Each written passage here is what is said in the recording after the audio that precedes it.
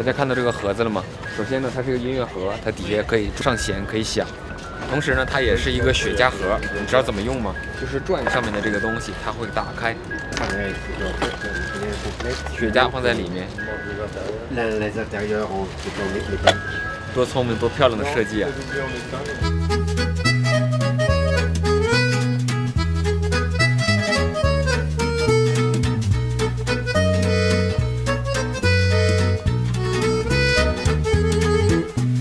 Vers ces marchands-là parce qu'ils sont très chers. Et ils ont effectivement des pièces de qualité, mais voilà, ils sont experts, donc ils savent ce qu'ils vendent. Et moi, je préfère acheter à un marchand qui connaît beaucoup moins la valeur des choses. Ma stratégie, effectivement, c'est d'acheter chez de l'argenterie, chez un spécialiste de porcelaine, par exemple, ou un brocanteur qui n'a aucune spécialité. Donc, ne pas acheter chez un spécialiste. Tu as déjà trouvé des bonnes petites merveilles ici? Ah oui. J'ai principalement avant trouvé mes merveilles. Être collectionneur, c'est du plein temps, presque, en tous les cas c'est un programme d'une vie. Donc on collectionne, et puis on progresse dans notre collection. Soit on s'intéresse à des nouvelles époques, soit on s'intéresse à être toujours plus loin dans la qualité. Donc la vie d'un collectionneur, elle peut évoluer dans le temps. Et ce qui fait que voilà, des pièces que j'ai pu acheter à la Minerve, je les vends parce que j'ai trouvé beaucoup mieux aux fermiers généraux aujourd'hui. D'accord.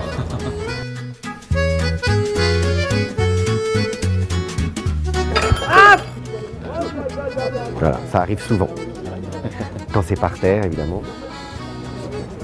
Par exemple, on va casser quelque chose, que ça donne. Eh bien, le marchand est assuré, ou c'est l'assurance responsabilité civile de la personne qui a cassé qui marche. 1718 celle-là? 1718, ouais. D'accord. Orléans. Paris, Orléans? Orléans, ouais. Donc voilà, je vous ai montré tout à l'heure une pièce. Là, ils auront tous les poinçons là, sur la frange. Donc avec les poinçons des fermiers généraux, on peut vraiment et connaître l'année et identifier la région où l'orfèvre a produit cette pièce. Ça c'est typique de l'époque, entre Louis XIV et Louis XV, Régence. Transition Régence. Voilà, transition Régence.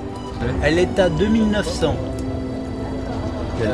470 grammes.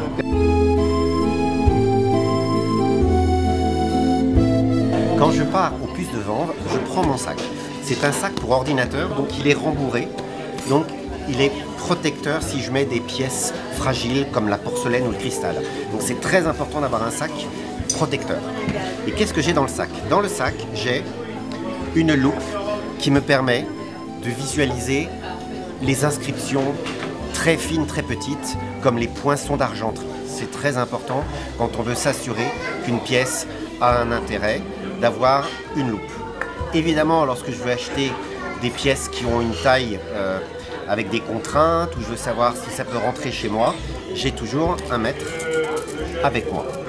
Parfois, quand je sais que j'ai vraiment envie de m'acheter de l'argenterie, j'amène mon guide, ma Bible de l'argenterie. Ça, c'est vraiment la référence mondiale des poinçons garantis d'argent massif. Voilà. Et même dans mon sac, qu'est-ce que j'ai?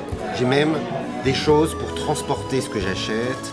J'ai même du papier bulle pour protéger, voilà, du papier bulle pour protéger les pièces fragiles, etc. Donc tout est dedans et je suis prêt à partir au puce avec tout cela.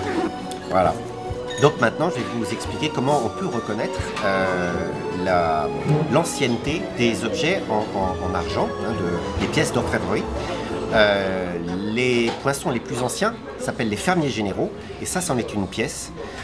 C'est des fermiers généraux de 1789, car un poinçon qui est ici, le P, avec la couronne, et l'année 88, eh bien, ce gobelet a le même P, et ici, le P avec 89 et la couronne. Ce même P, couronne et année 89. Pour un collectionneur et un grand amateur que je suis, cet objet est vraiment doublement intéressant. D'abord, voilà, il est très ancien, il est 18e, il a un poinçon du P surmonté de la couronne et de 89, donc il a été fait en 1789, l'année de la Révolution française. donc c'est très symbolique. Hein. Il a connu la Révolution française, mais il était encore, je dirais, utilisé par des personnes de l'Ancien Régime, des aristocrates qui allaient chasser. Et effectivement, ça s'appelle un curon. Et un curon, c'est le petit gobelet en argent qui permet, quand on fait une petite pause dans une journée de chasse, de boire un alcool comme un cognac, un armagnac ou une petite eau de vie. Voilà, donc c'est un objet qui était utilisé par les grands amateurs de chasse et c'était typiquement de l'Ancien Régime. Je suis Olivier, un ami de Da, bienvenue à Paris. Je me ferai un immense plaisir de vous faire découvrir ma passion pour cette culture et cet art de vivre français. Bienvenue à Paris, je vous accueillerai dès votre arrivée. Les Mourvèdre et Grenache qui vont rappeler un petit peu de côté fruité. D'accord. Et donc ce côté fruit confit plus épices avec la Syrah va vraiment... Exhaler au maximum, d'accord.